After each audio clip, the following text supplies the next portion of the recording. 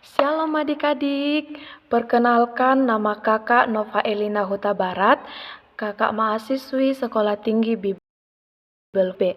Di sini kakak akan menjelaskan tentang kitab sastra dari kacamata anak, yaitu sebagai tugas akhir perkuliahan saya, dengan dosen pengampu Ibu Pendeta Junior Siregar MTH.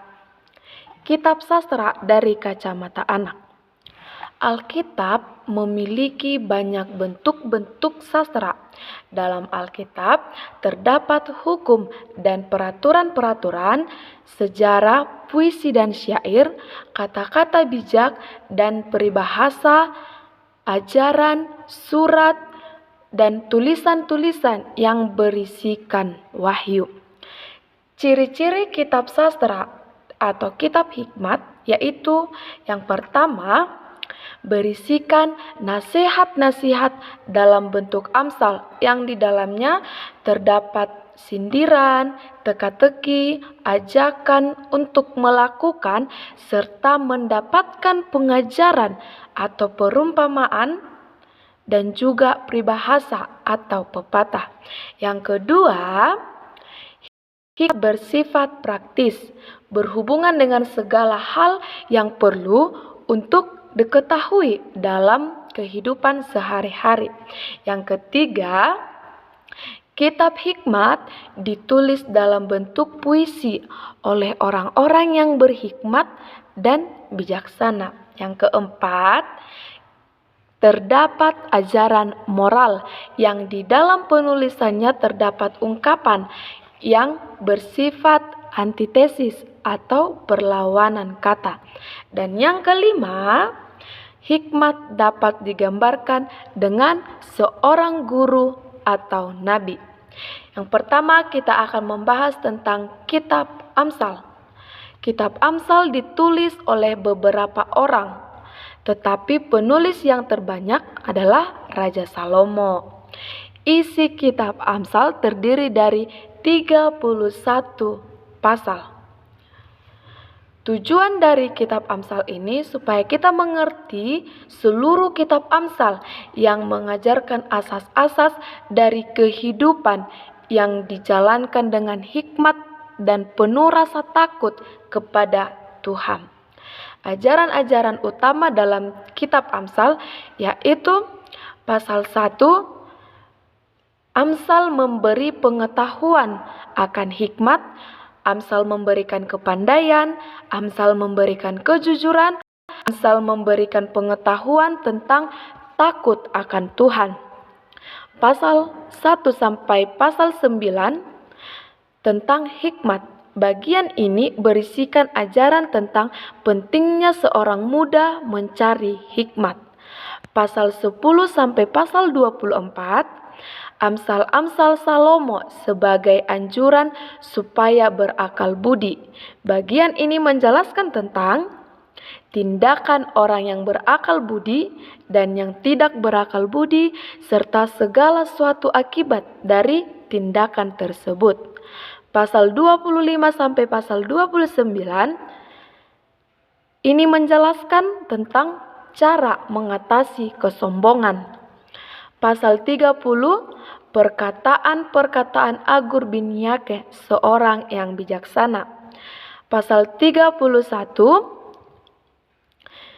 yaitu untuk Lamuel. Amsal-amsal ini diajarkan oleh ibunya kepadanya. Pengajaran-pengajaran dari Amsal yaitu kitab Amsal menganjurkan anak-anak, mengajarkan anak-anak tentang kehidupan di dalam kebenaran, keadilan, dan kejujuran. Yang kedua, kitab Amsal mengajarkan anak arti dan tujuan dari kehidupan manusia. Yang ketiga, kitab Amsal mengajarkan anak-anak akibat-akibat dari kemalasan. Yang keempat, kitab Amsal mengajarkan bahwa pengetahuan yang tidak disertai dengan takut akan Allah merupakan suatu hal yang tidak berguna. Dan yang kelima, Kitab Amsal membuat seorang yang tidak berpengalaman di dalam kehidupan dapat mempunyai pengetahuan akan arti dan tujuan kehidupan. Yang kedua, kita akan membahas tentang kitab Ayub. Penulis kitab Ayub sebenarnya tidak diketahui dengan jelas. Tetapi isi kitab Ayub ini terdiri dari 42 pasal. Tujuan kitab Ayub yaitu supaya mengetahui isi kitab Ayub. Anak-anak mengerti bahwa suatu penderitaan dapat membawa kemenangan dan pengenalan yang lebih dalam akan Allah.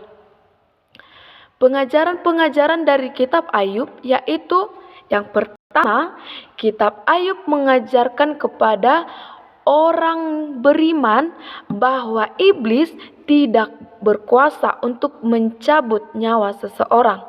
Yang kedua, kitab Ayub mengajarkan bahwa Allah mengizinkan anak-anaknya mengalami penderitaan untuk menunjukkan kemahakuasaannya. Yang ketiga, kitab Ayub mengajarkan bahwa penderitaan dapat menjadi suatu alat untuk membawa seseorang pada pertumbuhan rohani yang lebih dewasa. Dan yang keempat, kitab Ayub mengajarkan Ayub adalah sebagai teladan yang menyembah Allah secara benar, yaitu penyembahan yang didasari dengan ketulusan hati. Yang ketiga, kita membahas kitab Mazmur. Kitab Mazmur ditulis oleh banyak orang. Di antaranya adalah Raja Daud, Musa, Asaf, anak-anak Korah, Heman, dan lain-lain. Tetapi Raja Daud merupakan penulis terbanyak. Isi kitab Mazmur terdiri dari 150 pasal. Isi kitab Mazmur mengungkapkan tanggapan orang-orang beriman kepada Tuhannya, baik dalam bentuk doa atau nyanyian. Tujuan dari kitab Mazmur ini supaya dengan mengetahui isi kitab Mazmur, anggota jemaat mengerti bagaimana hidup dengan penuh pengucapan syukur menghadapi pencobaan atau penderitaan dan pentingnya mengakui dosa. Ajaran-ajaran utama dalam kitab Mazmur, yang pertama, Mazmur pujian terhadap Allah. Yang kedua, Mazmur pengucapan terima kasih kepada Allah.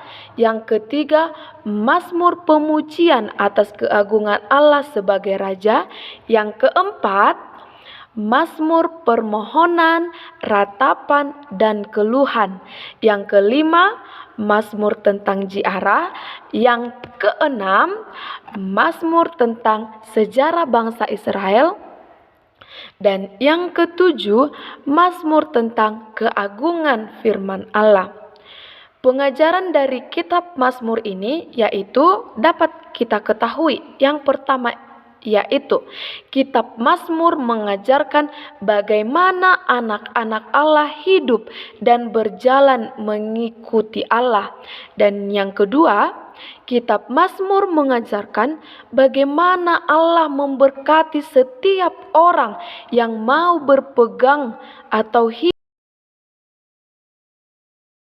Yang ketiga, kitab Mazmur mengungkapkan keagungan Allah sebagai pencipta alam semesta dan sekaligus sebagai pemeliharaannya. Yang keempat, kitab Mazmur mengajarkan kebebasan dan kemuliaan sifat-sifat Allah. Yang kelima, kitab Mazmur mengajarkan tentang Allah yang tidak mau bergaul dengan orang-orang yang hidup di dalam perbuatan dosa.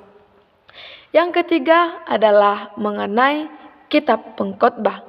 Penulis kitab Pengkhotbah adalah Raja Salomo. Isi kitab Pengkhotbah terbagi atas 12 pasal, dan isi kitab ini mengajarkan bahwa segala sesuatu dari hidup manusia menjadi sia-sia apabila terpisah dari hubungan dengan Allah. Tujuan dari kitab pengkhotbah ini yaitu dengan mengetahui isi kitab pengkhotbah, anggota jemaat mengerti bahwa hidupnya merupakan pemberian Allah yang harus dinikmati dengan rasa penuh tanggung jawab, karena akhirnya masing-masing akan diadili oleh Allah. Ajaran-ajaran utama dalam kitab pengkhotbah, pasal 1 tentang kehidupan yang terbaik, pasal 3 sampai pasal 6 yaitu ajaran tentang peranan Tuhan dalam hidup manusia, pasal 7 sampai pasal 12 ajaran tentang dasar perbuatan baik. Pengajaran-pengajaran dari kitab pengkhotbah yaitu kitab pengkhotbah mengajarkan anak bahwa hidup tanpa iman kepada Allah merupakan kehidupan yang sia-sia. Kitab pengkhotbah mengajarkan bahwa memiliki pengetahuan tanpa disertai iman kepada Allah adalah kesia-siaan. Kitab pengkhotbah mengajarkan bahwa kebahagiaan di dalam hidup hanya bisa sempurna kalau disertai dengan iman kepada Allah, Tuhan Yesus. Yang keempat, kebahagiaan dan kesusahan yang dialami manusia mempunyai waktu dan perubahannya sendiri. Kitab pengkhotbah mengajarkan bahwa di dunia ini keadilan yang sejati tidak ada, tetapi oleh sebab itu ketidakadilan tersebut akan diadili. Kitab yang berikutnya yaitu kitab Kidung Agung. Kitab Kidung Agung ini ditulis oleh Raja. Kidung Agung terbagi atas 8 pasal dan isi kitab ini ialah cerita tentang kemesraan dan kekuatan cinta antara Raja Salomo dengan kekasihnya. Tujuan dari kitab Kidung Agung ini supaya anak-anak dapat memahami seluruh isi kitab Agung yang menceritakan tentang kekuatan cinta melalui kasih Kristus. Ajaran-ajaran utama dalam kitab Kidung Agung yaitu pasal 1 sampai pasal 2. Pasal 2 sampai 8 bisa kita lihat dalam kehidupan. 8 sampai pasal 14 tentang adegan dari padang gurun. Bagian ini menjelaskan bahwa kekuatan cinta yang memberikan kebahagiaan melebihi kebahagiaan yang diberikan oleh harta benda dan kekayaan. Pengajaran kitab Kidung Agung yaitu yang pertama, kitab Kidung Agung mengajarkan bahwa cinta yang terbaik adalah cinta yang didasarkan pada kepercayaan. Bagi seorang wanita yang percaya kepada Allah, ia mempunyai nilai yang tinggi, tidak memandang ia itu orang desa,